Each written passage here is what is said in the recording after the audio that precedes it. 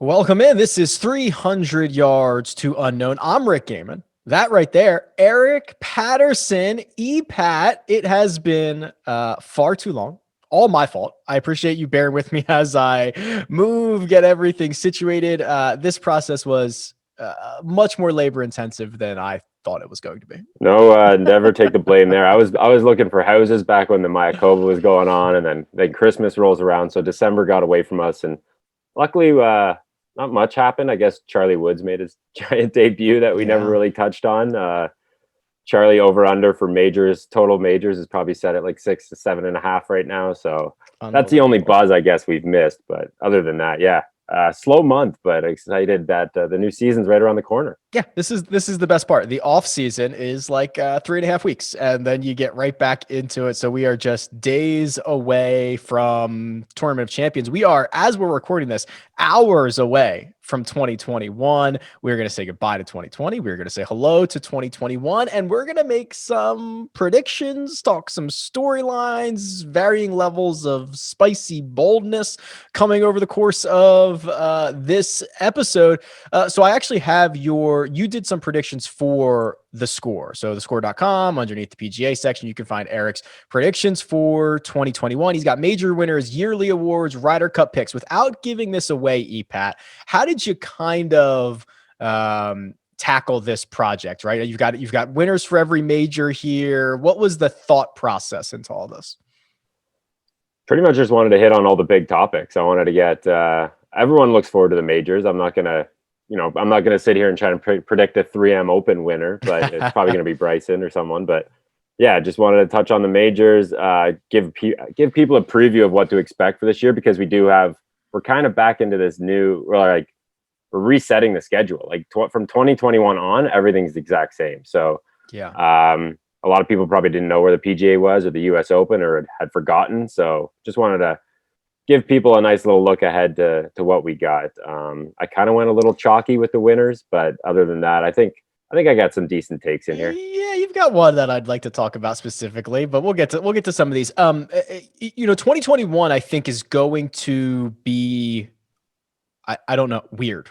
I guess, right? Because the schedule is going to be very similar to what we normally see, right? It's going to feel like a regular PGA Tour schedule again, assuming, knock on wood, nothing changes from now until the end of the year. But so it's going to feel normal. You're going to get a lot of golf. You're going to get a lot of big name players playing, but at the same time, still don't know when fans are going to be out there. I assume, I don't want to assume anything, but like summer-ish, right? I don't know. Waste Management's going to have some fans. Not a full allotment that they're used to having, but they're definitely one of the first tournaments back with like a limited amount. So which is that like might feel a little February 7th, I think, because that's Super Bowl Sunday. How are they limiting? I mean, are they going to have the 16th hole? They're going to have nowhere close to that. I think don't quote me on this. I saw like 8,000 people per day, which is spread out over a course. Is a fraction of what they normally get. Yeah, but they'll probably all congregate at 16. Or they'll 16, 17, however that finishing stretch is. So that will be the first one where it's like, okay, this is starting to feel a little bit more normal. But compared to the 150,000 that they normally get a day or whatever it is. It was cool. Even at like the Houston Open, it was nice seeing fans like around the greens and at the tee block. So I guess that is the main, what is about to come in 2021 is pretty much when are the fans going to be coming back, and will they be at the Masters? Will they be at the US Open? Those types of storylines. I thought I saw that the Bills are going to allow like 8,700 fans for their playoff game. And you have to have a negative COVID test from whatever their partner like lab is, which I thought was interesting. It's a small scale number. It is, I guess team by team or state by state could do that. But like, I think that's what you're going to see, right? You're going to see the evolution of whether it's prove you have tested negative or prove you have been vaccinated. I feel like are going to be the things that are going to be entering the world of sport in 2021.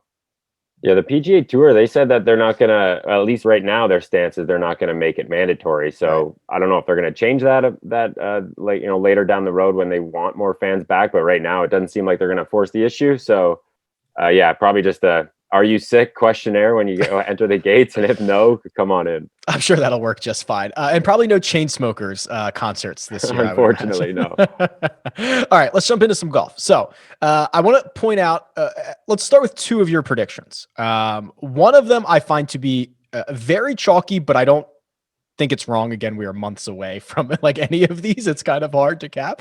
And then one that I find particularly interesting. So let's start with the US Open, which Torrey Pines, no longer in my backyard, but if they will allow me, I will be on site for this. I actually have, I have tickets, Eric. Wow. I could get some media passes, I guess, if necessary, but I don't know. I guess we'll wait and see. John Rahm is your pick for winning the US Open. He is very popular. Obviously, this is a place that he has won before. So I think it makes a lot of sense. Now let's talk about, because they're going to play Torrey twice in 2021. They're going to play it for the Farmers, and they're going to play it again for the US Open. And we talked about this. What was it? I guess Pebble Beach was what we had, where they played it in January or February, and then played it again in the summer, and the differences between the courses, like in those time frames.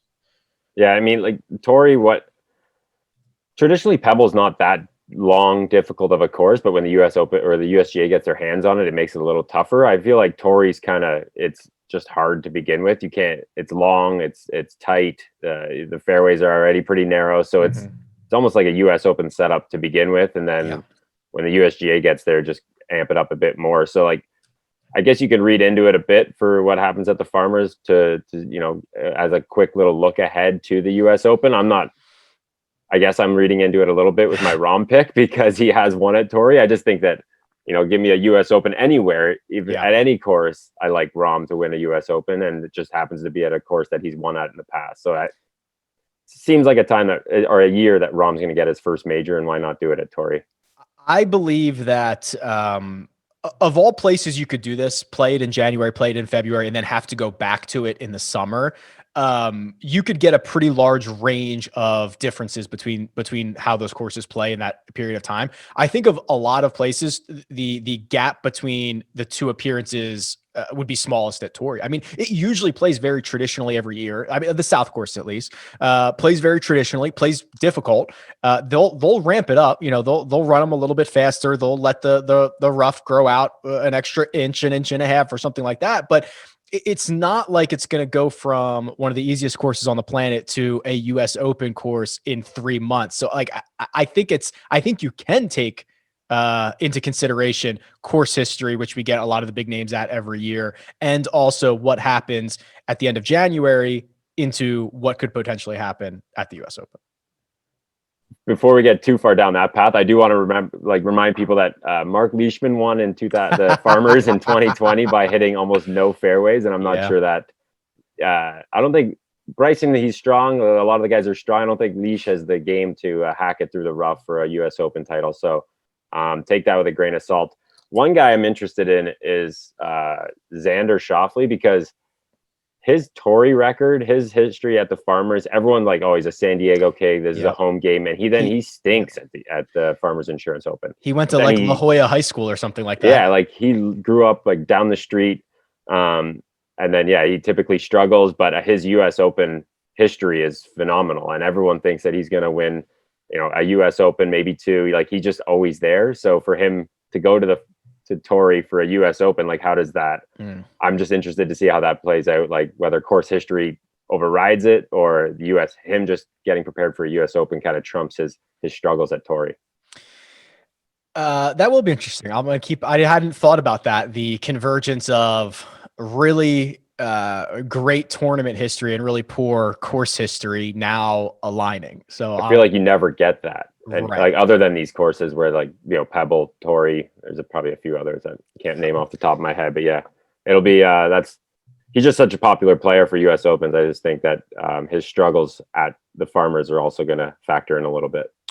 The most interesting major prediction that you have, I think, comes at the Open Championship, which you have. Which, first of all, we're going back to Royal St. George's. That's the event that's where we were supposed to be in 2020. They're getting it again, of course, in 2021, since we did not hoist a claret jug in 2020. And it's Tommy Fleetwood, EPAT, which is very on brand for you, Tommy. By his own accounts, did not have a good 2020. Guy almost tweeted out, I don't want to call it an apology statement, but it was weird. It was weird, right?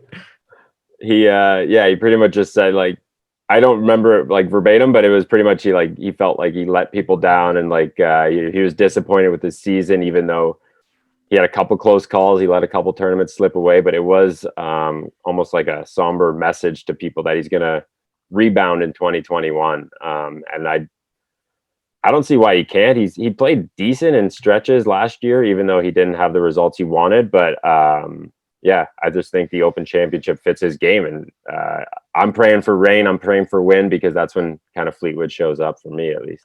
I don't have it in front of me, but and the European Tour is really starting to dip their feet into the strokes gain numbers, and he was classic Tommy on the European Tour. Right? I mean, he was a ball striking maven, and it just felt like every time he came over here, obviously coughed up Honda, which feels like a million years ago, but he, oh my God, remember that on 18th? I put it in the drink, dunked it in the water. Yeah. But like, it just didn't click over here. So at least there have been, compared to some of these other guys, Eric, like Tommy played well at time, very well at times, across the globe. Some of these guys in like the top 50 in the world, you could argue, didn't play well at all anywhere. So this is not, I like this. This is pretty interesting.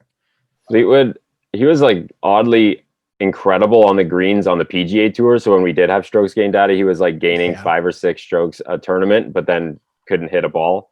I just think with the Ryder Cup coming, I do think there's going to be a little resurgence from the European guys. Some of the the staples from that European team that we've seen struggle, whether it's Rose, Fleetwood, even perhaps Molinari. Do we want to say that he wants to come back in 2021? There are just some names that 2020 was just such a wasted year for so many people that I feel like they almost, once that calendar flips, they're going to hit a little reset button, get recharged for a new year. And I think Fleetwood's part of that crew. He's gonna have a full bag of TaylorMade clubs, which I'm not sure I love when people, go from being an equipment free agent to having to, be kind of pigeonholed into a certain brand. But he's hit TaylorMade clubs before. I just don't think it's going to be that big of a deal. I'm expecting a big year out of Fleetwood.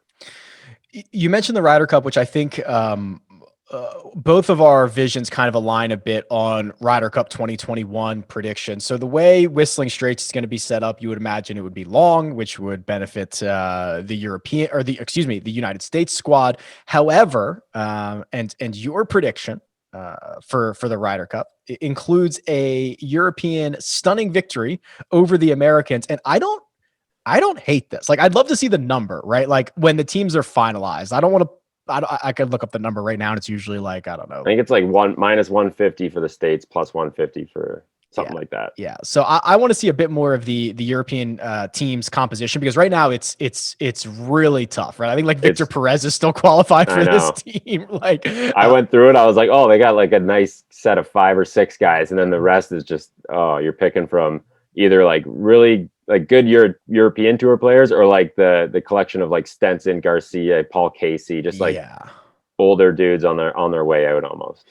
So as of right now, so they do their points a little bit differently, but I believe the guys who are qualified at the moment would be Fleetwood, Rahm, McIlroy, Victor Perez. Which one of those guys does not fit the rest of these guys? No. I don't know how. See if Perez can hang around. I doubt it, but he's an odd man out there. Yeah, that's so fun. But then there's gonna be obviously plenty of captains picks. Like the thing about Europe, and we kind of got into this a little bit on the First Cut pod the other day, is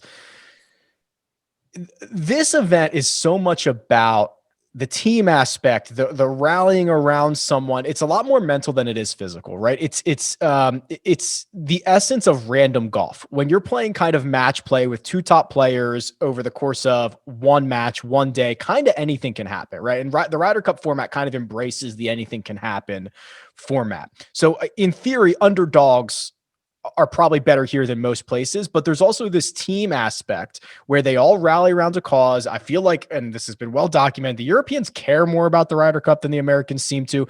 And the Americans don't have really like that leader, right? Like that vocal leader. Like DJ's not going to stand up in the locker room and get these guys all juiced up.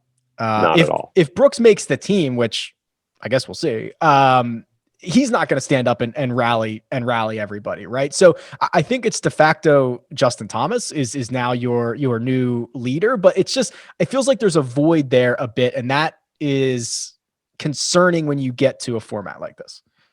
I mean, you left out Tiger. I guess he's a leader, but I don't know if he's the leader of a team. Like he was a great captain. I think maybe he showed his leadership skills at the President's Cup, so maybe he can, kind of carry over what he built there. I'm not sure if Tiger's going to play. I'm not sure if Tiger's going to be. That's why I left what his off. role is on the team. Yeah, Tiger's got a lot of ground to make up to make the Ryder Cup team. Whether he's a captain's pick will be interesting for sure. I know Stricker, I think he has like 6 picks. They changed reshuffled it, so he's got more picks this year than typically. Yeah. But I like you said, like you list off the American roster and just, do these guys even like each other? Do they want to win for the guy next to them? It's just it's a weird group of guys. I do think Wolf and Morikawa will probably make the team. It seems like a good spot to, bring them into the Ryder Cup at home. Yeah. Probably a favorable setup, at least for Wolf. So I think that's a nice spot for them to kind of get their feet wet in the Ryder Cup. And it's on paper, the state should kind of blow them out, but typically not how it goes as we've seen. But yeah, the Europeans do need a bounce back from a lot of players, and probably too many to win. Yeah, that's probably true. If this was like 8 guys, like we could maybe find 8 Euros that could compete. When you start to expand it, it starts to get a bit more difficult. All right, I want to kind of go into just a couple of random topics that I jotted down here, and since we talked about Tiger, let's go there. And I don't know how bold this is because of the current trajectory of his official world golf ranking, but there is a decent chance Tiger Woods does not finish 2021 inside the top 100 in the world. And whoa, 100. There's a couple reasons for that. So let me walk you through this. So he dropped from 6th at the end of 2019 to 41st at the end of 2020. Yeah, it was a fall. And the problem, I think, for Tiger's official world golf ranking, again, this does not mean the ranking system is, the calculation is crazy, but he doesn't play a lot of events, which isn't necessarily going to help him. And if he plays 9 times and doesn't play well, he's going to lose his Masters victory is going to drop off. I think in April, that's going to drop off. He's got a T5 at the WGC match play that's going to drop off, and it changes his world ranking composition pretty significantly without like him winning something or finishing in the top 5 of something. So I don't think it's without like victory. I think he's an anchor at this point, just because of the way the scoring or the ranking system works. I mean, it seems like a stretch to say he's going to drop out of the top 100. I guess it's possible. Like Spieth's not even out of the top 100, and he's been. But Spieth plays a ton. I guess so, but I don't think Tiger's. I think Tiger's going to play his typical, 13, 14 schedule. I don't know. 100 seems like a long way to go. I'm not exactly sure how these ranking, this system works. He's still got that Zozo win, which will decrease over time. I think he'll be fine. I think 2020 was just a disaster for him. The 3 months off, he was fighting a little bit of injuries to begin with, and then it was so messy. I think there's some rebound for him. And I hope so, of course. And maybe 100 is a stretch, but I think what you just said, the injury thing. Okay. I don't know. Tiger's a creature of habit, right? For 20 years, same schedule, roll it out, same amount of rest heading into all the majors, blah, blah, blah. We know that. The biggest story that no one talked about in 2020 is that Tiger pulled out of the Players Championship, like because he wasn't ready. That's concerning, Eric. Like that is concerning. And Father Time remains undefeated here. Yeah, I know it's weird to think back to when he was withdrawing from the Players. Obviously, that was in anticipation of the Masters. So even if he felt the slight bit of uncertainty with his back or whatever the injury is, he's probably going to pull shoot on the Players. But yeah, I hate kind of speculating about what Tiger's going to look like. I think he just turned 45 yesterday or 2 days ago, so it's it could be the door could be quickly closing on him. I hope not, but this year's I think going to be extremely telling now that we are back on that schedule, or at least we're anticipated to be back on the same kind of schedule calendar that we're used to. We'll probably see him start at the Farmers. We'll probably see him at Genesis. You can kind of predict his schedule up until the playoffs pretty much. So yeah, it's gonna be interesting. I just think he still has a little bit of gas left in the tank, and as you see, one of my boldest call in the entire article is Tiger is going to be standing on the podium at the 2021 Summer Games with a gold medal around his neck. That may be more of a extremely long shot dream scenario, but this is his only chance. So if he wants to win a gold medal, maybe he has no desire to win a gold medal, but this is definitely the only chance he'll have. What is more likely? Hold on, I'm looking through the Olympic rankings right now. He's buried. He's like 20 in the. I think they just take the top 4 ranked Americans, and he's like 20 something from the Americans. So he's got a lot of people to jump. I was thinking, is it more likely that Tiger even gets in or wins, or that all 3 guys who medaled last time don't make the Olympics?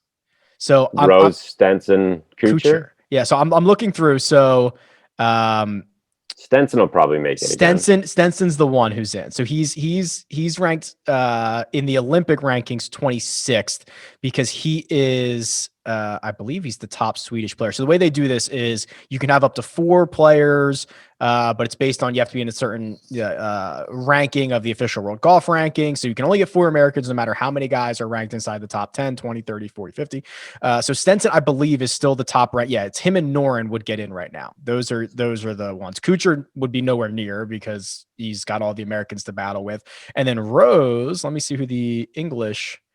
They got like Hatton, Fitzpatrick, Fleetwood. They're pretty solid, but yeah, Rose is okay. Fifth, so Hatton, yeah, Hatton, Fleetwood, Casey, Rose. So I guess something crazy would have to happen for Stenson to not make the Olympics because of his position in Sweden. But those other 2 guys, your gold and bronze medalists, are probably not going to qualify for this Olympics. I mean, so yeah, even Kuchar's ahead of Tiger in the world rankings right now. So yeah, Tiger's buried. But if he gets to the 10th highest ranked American, he has a good start to the season. I could see guys bowing out to let Tiger, if he really wants to go play. I could see them bowing out and letting Tiger do it, because DJ even he was going to pass on the 2020 Olympics. So there's guys who really don't want to jam it into their schedule. I think it's a massive stretch. You think Patrick Reed steps to the side? No chance. No, Reed will be there. But yeah, I just wanted to get a little Olympics. So the Olympics are on the schedule this year, which is something we've almost what was the last one? 2016? That feels like. Well, it was 2016, and then it was like 1908, right? Like we had 100 years where golf was not in the Olympics. Rosie goes to, what was it? Brazil? Was it Brazil? Yeah, Brazil. So long ago. Wins it, and yeah, that's now 5 years ago. I love the Olympics. I'm a big Olympics guy, and the fact that we get golf is spectacular. Awesome. It hasn't built, yeah, the year off didn't help the momentum, whatever momentum it had built as an Olympic sport, but yeah, it's something to look forward to as well.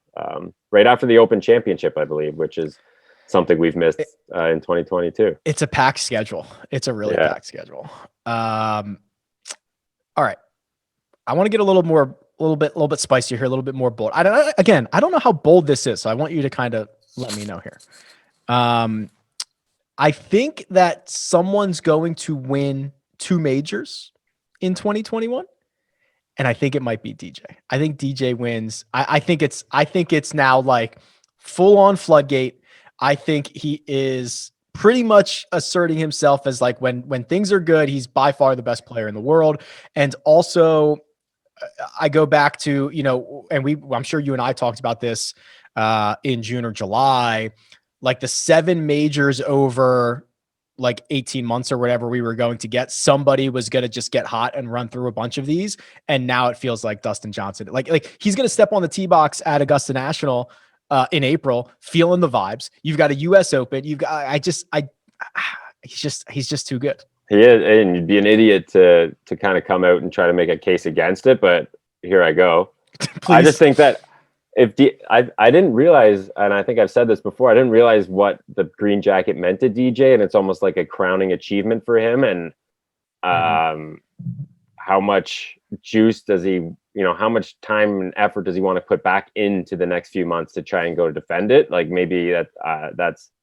I shouldn't be questioning DJ's motivation because he clearly loves winning golf tournaments and winning money, and that green jacket meant a lot to him. So maybe he does want to go defend it more than ever. But I could also see a scenario where he takes his foot off the gas a little bit, and if he does that, I don't think he's going to win multiple majors. He could easily, he could close his eyes and win one, just given how talented he is. Isn't that crazy to say? Like he is that good, and he is by far and away the number 1 player in the world right now. So again, making a case against DJ is kind of a foolish thing to do, but I do have that little bit of hesitation in my mind that how like to kind of amp yourself back up in that quick of a turnaround to go and start this schedule again seems like a lot to ask, but I've been proven wrong many a times in the past, and this is probably one where I'll be wrong again. But I do think I like JT at the Masters. I don't know, like the 4th place, huge learning experience for him, being kind of in contention on the weekend, and I just you cannot tell me JT's going to finish his career without a green jacket. Like there's no way he does. Well, I love JT. Like if we did a draft, a 2020 draft starting right now, I'd probably take DJ number 1, but like the only other guy that I would consider and maybe some percentage of the time take over him would be JT. Like I'm such a big believer in him. I honestly, when you said multiple major, I thought you were gonna go with JT. Yeah, I just, what I guess DJ is almost like contrarian at this point because you just don't expect him to go 3 of the next, 3 of 5 majors. That would be insane. But I did not profit enough on Dustin Johnson's run last year, right? Like I feel like I was the guy kind of like, it's like doubting it. There's other guys, he's too expensive, all that stuff. And he beat me down for but that's why like when he was doing what he was doing at the Masters, like I didn't have a piece of him, but I was just I was on him at the Travelers and the Northern Trust, and those were 2 of like the nicer wins for me. So it was just I had already cashed in on my DJ love, and I mean I could be in the exact same situation next year where he's winning all these majors, and I'm not surprised at all. I've got at least one more I want to talk about, but is there any bold prediction that you would like to share here? Who, I guess maybe my most controversial one is, who do you think, you've probably seen it, but my most likely player to disappoint, who would be yours? Like who do you think is just going to fall short of expectations? I don't know if I saw it, but I would assume, knowing you and knowing me, the answer is Brooks. No, I mean, I've got Brooks not on the Ryder Cup team, going winless, so that's a pretty disappointing year. I just think I went with Morikawa. I think he set the bar so high that it's going to be tough for him, even if he falls like to 15th, 20th in the world. He was missing cuts. We saw a little bit of inconsistency out of him that he didn't really display early in his career. A bit of a sophomore slump, if you will. He had such a good 2020 that 2021 is going to be tough to replicate. And we kind of expect him to remain in the top 10. The setting the bar too high thing is for sure. So his official world golf ranking benefits because he doesn't have a lot of events. He doesn't have the divisor, but he also, he won 3 times in 18 months, which is Sounds right. Yeah. crazy, right? He won Barracuda, he won Workday, and then he won the PGA Championship. And that is that. I mean, that's a career for some guys, right? Like 3 Right? PGA Yeah. Tour wins, that's a career, and a major is like a career for some guys. So the bar is definitely very high. So I think by that definition, yes, he is probably the most likely to disappoint. Even just playing more events is going to bring down his official world golf ranking. If he's not winning 3 out of every 35, which he's not going to, he's going to drop in the rankings, and then he's going to have to we're going to find out what his natural resting position is. Yeah, I think that's more like, I think he's at like maybe not his peak, but his peak right now, like this is as high as he probably could have gotten to. I think he probably will have. He has definitely number one world potential, but right now I could see a step back coming, and kind of we're sitting here in a year from now. One of the more fun conversations that we always do is have, ranking the top 3, throw Sungjae in there and try to figure out who is the best out of that group. But yeah, I could see a scenario where Morikawa might be at the bottom of that list, and Hovland is probably at the top, or if Wolf shows the consistencies that he started to show late in the year, I think we could see him kind of approach number one in that group as well. Wolf's the sneaky one. Wolf is the guy. So I was just looking at his stats and his profile the other day. I mean, he is just up and to the right. Like he is improving so quickly, seemingly every single week. It's kind of scary stuff. And he's got that Bryson skill set, which kind of takes me to this isn't even a prediction. I don't even know how we would quantify this, but I think 2021, Bryson gets a lot more competition in the distance department.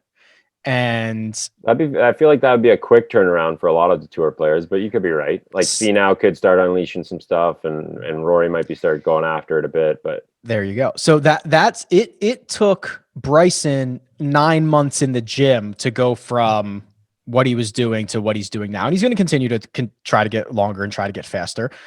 We've already seen there are a lot of PGA Tour pros who have more in the bag, whether they're comfortable unleashing it in a tournament round. That's another story, but we've seen Finau, hey, swing a little harder, take it back. Don't take it back 3/4, take it back all the way. We've seen Rory, like his swing is so, like these guys have it in the tank. I think you're going to see some guys who are on the margins try to get more distance. I think you're going to see the real top end talent, not Dustin Johnson, because I don't think he cares enough, but like that's not his game, right? But I think you're going to see more of these crazy, whatever you want to call it, launch monitor numbers, bomb drives, guys just being a bit more aggressive with the driver in 2021.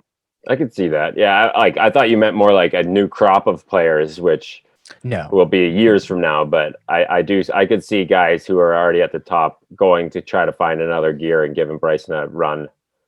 In the driving distance department, I still think Bryson will definitely lead the tour in driving distance, but yeah, that gap will probably close a little bit more. Half of Bryson's distance is that he's willing to just freaking cut it loose in a tour event, right? That's true. Yeah, like where guys are hitting 3-wood and whatever that driving average statistic is, Bryson's hitting driver and still going 360. Or I'm gonna just swing out of my shoes. I'm gonna approach this shot as if I'm an Olympic weightlifter. I'm gonna gear myself up for this, and I'm just gonna let it fly.